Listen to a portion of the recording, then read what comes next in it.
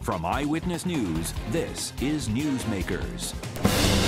It's been 3 years, but Angel Taveras is back at City Hall permanently. The city's 37th mayor and first Latino chief executive had his oil on canvas portrait unveiled last weekend. Taveras served one term as mayor, then retired after losing the Democratic gubernatorial primary to Raimondo in 2014.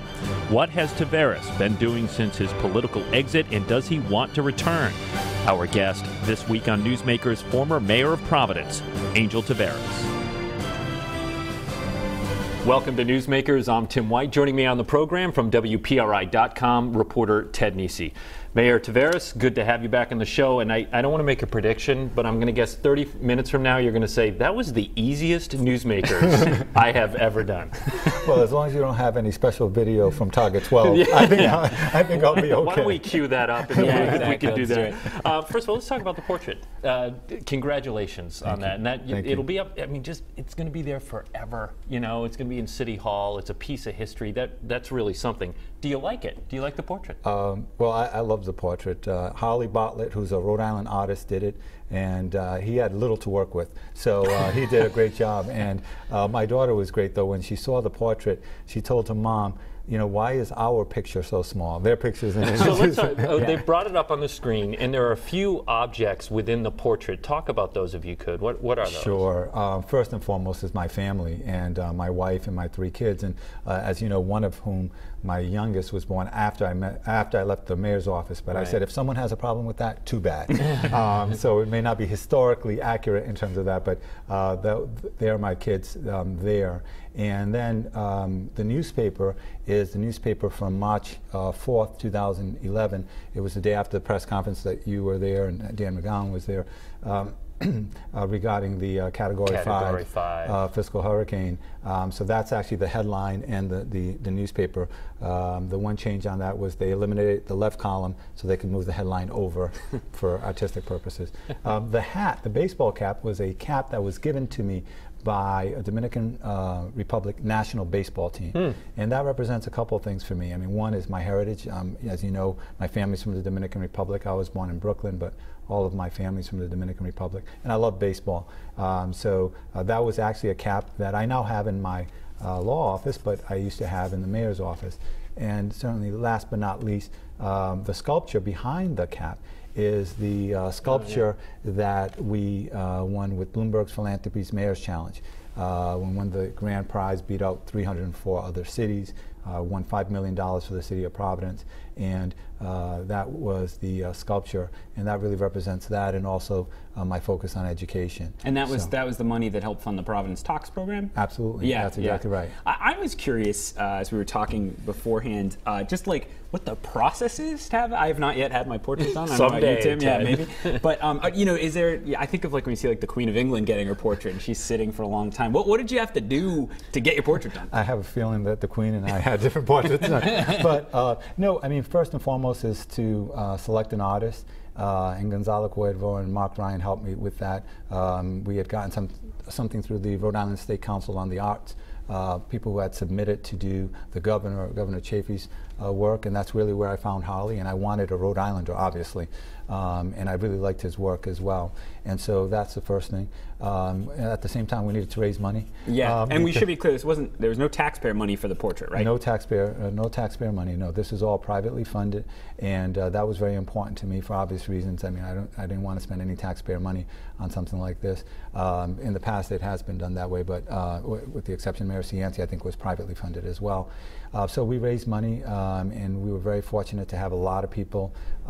They were very willing to give and support us. Progreso Latino served as the fiscal agent in terms of receiving the contributions, and they have helped us in terms of making the payments from that.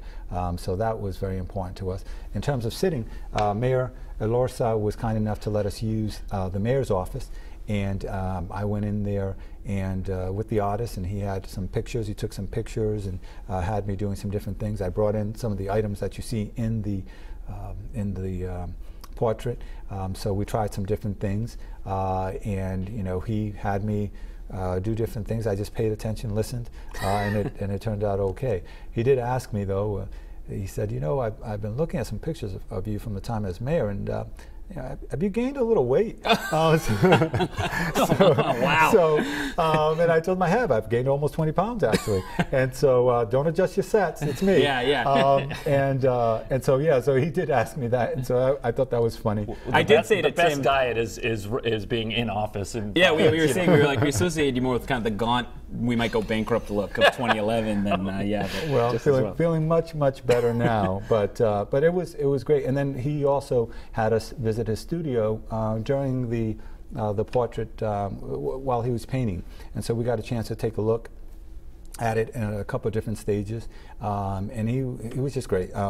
Great work, Holly Bartlett. Let's dive into politics. Ted and I want to talk about politics for a bit, and before the show, our producer, Deanna Pinzone, said that Angel Taveras always came across to me as too nice for politics. And I'm wondering if you take that as a compliment or an insult. That's great. I'm glad that she feels that way. I mean, I'd rather she say too honest, right?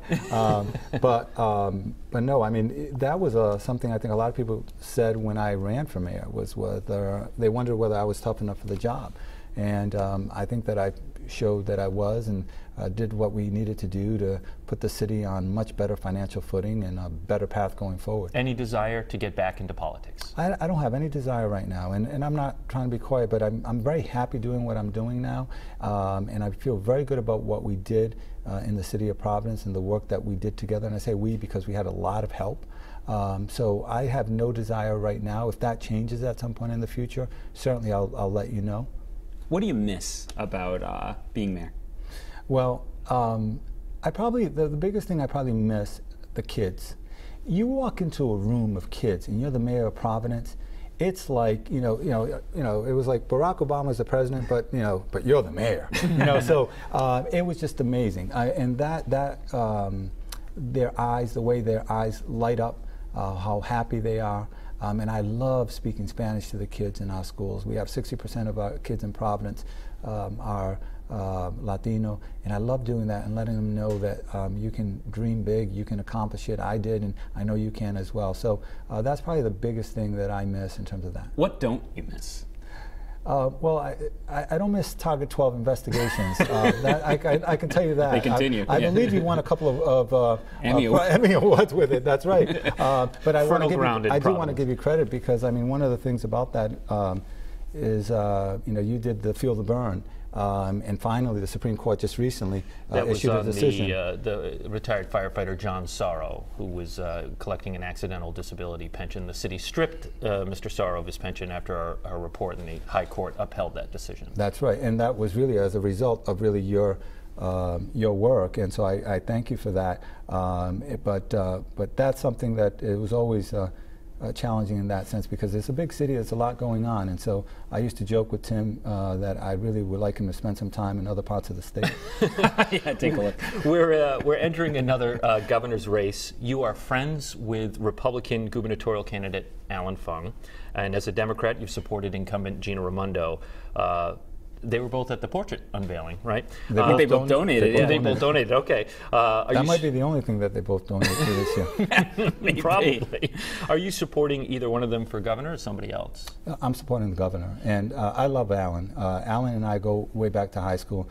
I don't have anything negative to say about Alan except one thing, and I know he says it about me. He's in with the wrong party. So I'm sure he says the same about me. But look, the governor has done, I think, tremendous work. With respect to education and her focus on early childhood education, something that's near and dear to my heart, that's been so important. Making sure we have computer science in our schools, making sure that kids have a chance to go to CCRI, that's a very important opportunity as well. The work she's done on Achievement First and expanding that opportunity for people. The work on infrastructure, which is near and dear, as we know. I remember Mr. Nesi with some tweets about some potholes up on the east side. But we did that in Providence. She's doing it across the state. The work she and Seth Magaziner and the General Assembly are working in terms of our schools and expanding that. I know things are tough, but she's done, I think, really good work, and things are getting better. We just need to do everything we can to keep going. It's of course funny to hear you saying all that because if you'd had your way, she wouldn't be the governor. You'd be the governor since you both ran in the primary. Is it? I don't know. Is it? I know it happens to everyone in politics, but is it do you ever sit there and you're like, no, that should have been me, or even having to say nice things about her as a fellow Democrat now here when she paid for attack ads on you and stuff? Not that, I mean, you guys did too, but no, I mean, listen, you said this. One of you said it during the debate. Said we were very similar in terms of our positions, and I know it was a Channel 12 debate, so I think we're very similar. The other thing is we've had a very good relationship. When we had the Unity rally. Right afterwards, so we said hello, and the first thing she asked about my daughter, and I said to her, she's doing great. She doesn't know I lost, and without missing a beat, she said, "Don't tell her." and if you look at the video of the thing, you'll see me bust out laughing because I just thought it was just so funny. And I hope my daughter's not watching today because I haven't. She's told gonna have her. to tell her at some point. Yeah. I haven't told her. She's actually a big fan of Governor Raimondo's, so that's great as well. But my biggest thing, also speaking to her after the race, was education, and I asked her to please fight for kids, and she's taken some really bold action in terms of that, things that I think have cost her politically, whether it be the vetoes on some of the bills regarding the Evergreen contract. The teachers unions are livid with her for that. The expanding of the Achievement First, the state board that voted for that. So I'm really impressed with the fact that she's done that, I think, at a political cost. Can I ask you about Achievement First, Sure. now that you brought that up? Achievement First looking to expand, and this is for our viewers to understand, a charter school that operates in Providence, and they take in students from surrounding communities. They're looking to expand, and they were even looking to build a new school there. Mayor Jorge Alorza, who's on the board of Achievement First, has pumped the brakes on that expansion. He's really concerned that as Achievement First grows, they're going to lose money from the city. The schools are going to lose money because money follows the kids. Is he right? What do you say to that? Well, Mayor Alorza was on the board even before he became mayor. He was actually a regular board member. Now he's the chair. Look, Achievement First is doing outstanding work. You can see from their scores where in math, their first year, they were, I think, the 4th highest math score in the state out of 170 plus elementary schools. In English language arts, they were around number 70 out of 170, even though they have a lot of English language learners. And it shouldn't be a surprise because they have a longer school day. They have a longer school year. The principal gets to pick their staff. But is Mayor Alorza right? Is the city going to lose money if they grow? I think the focus should be on the kids. I think the focus should be on making sure that we are educating and preparing our kids for the future. Yeah, but you were mayor. You're avoiding the question. You were mayor. What would you do to offset the loss of revenue then? If you support the expansion of Achievement First. If you were in his position, what would you do? Well, my view is that the money follows the child, so it should follow the child. So from my perspective, what we need to really do is figure out what Achievement First is doing that's working and expand that into our schools. What I did as mayor was I expanded the school day by 15 minutes. Not enough, I admit not enough time, but I expanded the school day by 15 minutes because I knew that the next mayor would have a 15-minute longer school day to begin negotiating from. So I think what we need to do is try to lift up all of our schools. But the idea that you're losing money, I look at it as that really belongs to the kids. And so that's the way that I've always looked at it. And Achievement First is doing great work, and I think we need to figure out how we can expand that. We have to go to a break soon, but you're increasingly a lonelier voice, I would say, in the Democratic Party, being relatively supportive of charter schools and thinking, you've seen even a shift, I'd say, since the time you were mayor, with a lot more skepticism. It's a lot harder, it seems like, for Democrats to get more skepticism at the General Assembly. It sounds like you think that's your party's going in the wrong direction, that you haven't changed your views on whether the charters are a drain, like people sometimes say. I disagree with my party to the extent that they believe that this is not a good thing. I think that we need to educate our kids, and we need to recognize that there are different ways to do that. I recognize that people want to make sure that everyone has an opportunity to succeed, and I say that, well, let's find out what works and let's expand it across the district. But yeah, I think I'm probably in the minority of my party with respect to my views on charter schools, and no, I haven't changed at all. In fact, if anything, I think I've become even more convinced of it since the last several years that I've been out of office. All right, we're going to take a break on the program. Now that Angel Taveras is freed from politics, we get to pick his brain on policies affecting the city of Providence. Stay with us. You're watching Newsmakers. Welcome back to Newsmakers. I'm Tim White. To my left, WPRI.com reporter Ted Nesi. Our guest this week is the former Democratic Mayor of Providence, Angel Taveras. Mr. Mayor, I want to talk to you about speed cameras. big controversy in Providence right now. I would even say in the state, because a lot of people drive through the city. And we should point out your law firm is representing some of the plaintiffs in the lawsuit against the city for speed cameras. We're actually representing the city. The city, excuse me. I meant the defendant. That I didn't go to law school, as you can tell. That's okay. Before we get into the court and the legal machinations, were you ever approached to install speed cameras in your city as mayor? I don't know if we were approached. I know that we had the red light cameras, and I would not have necessarily been approached myself. I purposely try to keep, take a step away from that. So it could have been my chief of staff, it could have been the director of administration. So it's possible they were.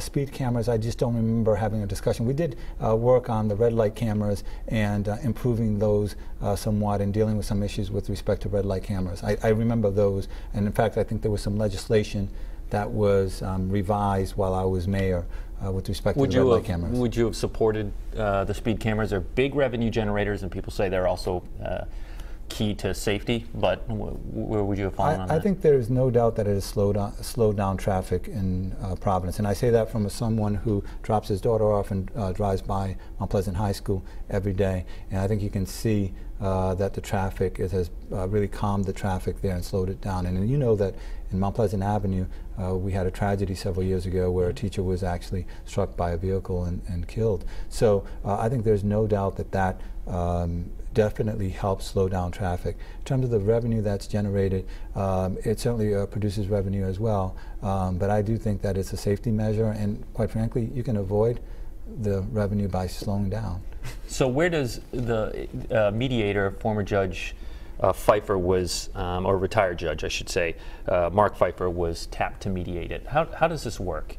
What's the process moving forward? Well, we had a conference this week that Judge McConnell in federal court opened to the public, and we had that conference with him where he denied the motion for TRO. The plaintiffs were seeking a temporary restraining order, and the judge denied that, and asked us whether we were open to mediating the cases. And as you know, with the pension and other cases, this is not atypical. This is normal, and both parties said yes. We spoke.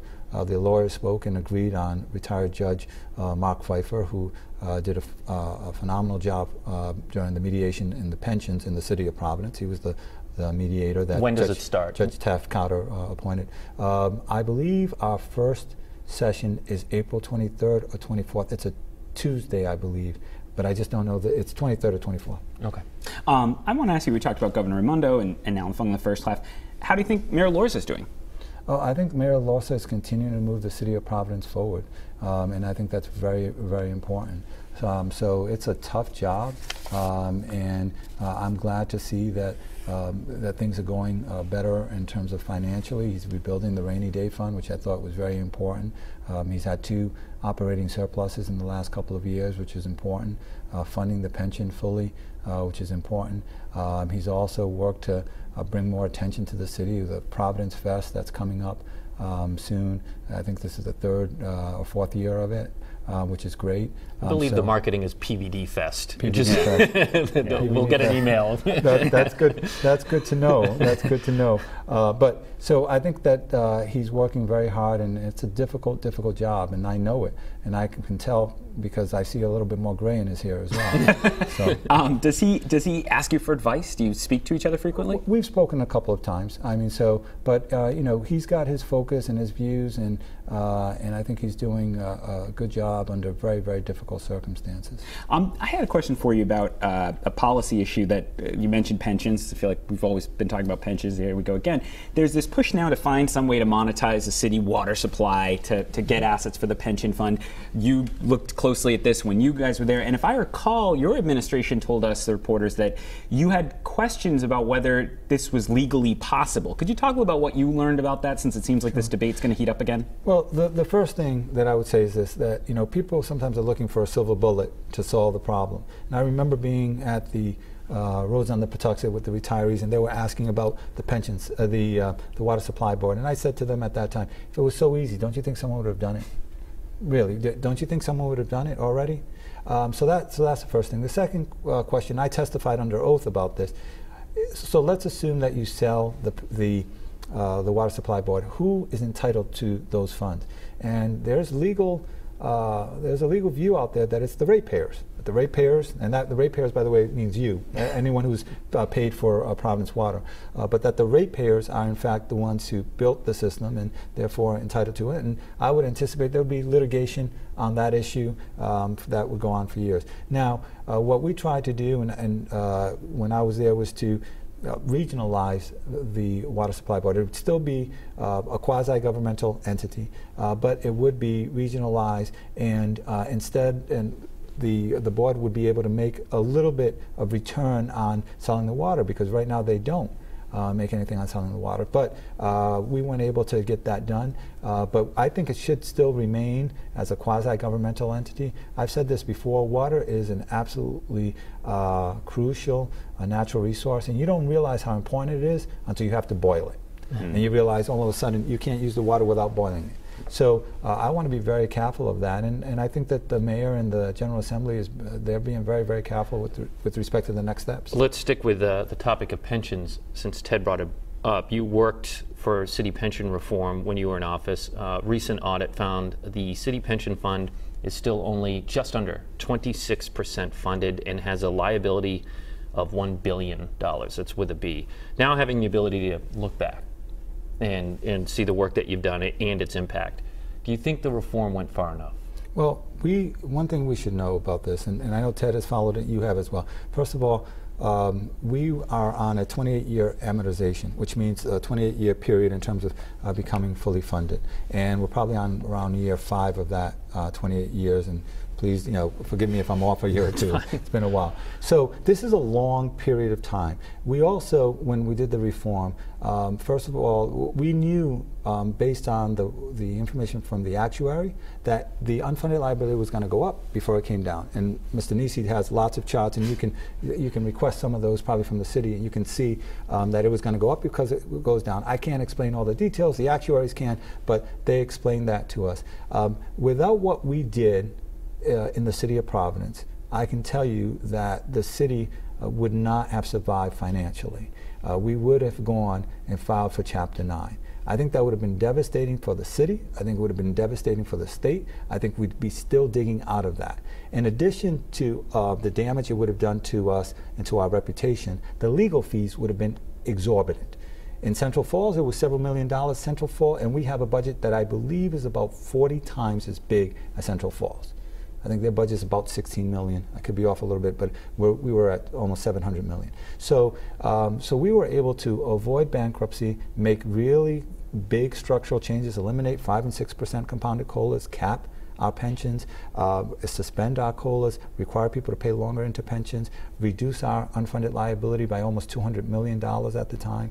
And of course the city lowered the expected rate of return. It was like at 8.25%. They lowered that, so that increases the unfunded liability. Right. We should note that. But let me ask you a different way. Sure. Do you think Mayor Elorza is going to need to again seek concessions? Well, I've shared some thoughts with Mayor Elorza, and I'll leave it at that for now. I would say that what I believe needs to be done is we need to continue to fund the pension system fully, like we've been doing, and there will be some steps that in the future might need to be made, and we'll adjust that. But I can tell you that I know that the city is improving financially. I know we've talked about cash flow in the past, that I know they're in a strong position, that the strongest position they've been in for years in terms of cash flow. They're rebuilding the rainy day fund. They're beginning to keep, to really move in the right direction, and I'm very happy to see that. You're heading from here, I believe, to the swearing in of Sandra Cato, who is the newly elected state senator in Pawtucket. She's another Hispanic candidate winning office in Rhode Island, and you were one of the first Latinos to run and win, who made a big impact statewide in Rhode Island, as we've seen the fast growth of the Hispanic population in Rhode Island. How would you describe the state of Latino-Hispanic political power in Rhode Island these days? And we have about 1 minute left in the program. Well, that's not enough time. So it's great. I mean, Sandra Cano, who's going to be a state senator, is fantastic. We have Mayor James Diosa in Central Falls, who I think you should keep your eye on. Nelly Gorbea, who's the Secretary of State and has done outstanding work and is really a national leader in terms of the work that she's doing, and has made voting a lot simpler here. New machines, new electronic poll pads. and also making online voter registration a possibility. She's also a client, so I'll say that. Full disclosure. Good. That's right. Yeah. But I'm not billing for this. But I know. But what you see, and you see some of the folks, Shelby Maldonado, who's a state rep. You're seeing more and more people who are running, who are involved, and it's exciting to see that. The other thing is, if you look at campaigns, almost every single campaign has some type of Latino outreach. Has some type of focus on the Latino community, has bilingual literature, is on the Spanish radio. So I think that we've come a long way. It's exciting to see, and I'm looking forward to the future. 10 seconds left. If we started talking about the portrait, end with it. People are in City Hall. Where can they find it? They can find it. Hopefully, it's still up on the third floor. I'm sure it is. So it's third floor, and I believe it's by the elevators. I have not seen it, but I have a picture of it. Angel Taveras, thanks so much for joining us. If you missed any of it, it's on WPRI.com. Ted Nesi, Tim White, we'll see you next week.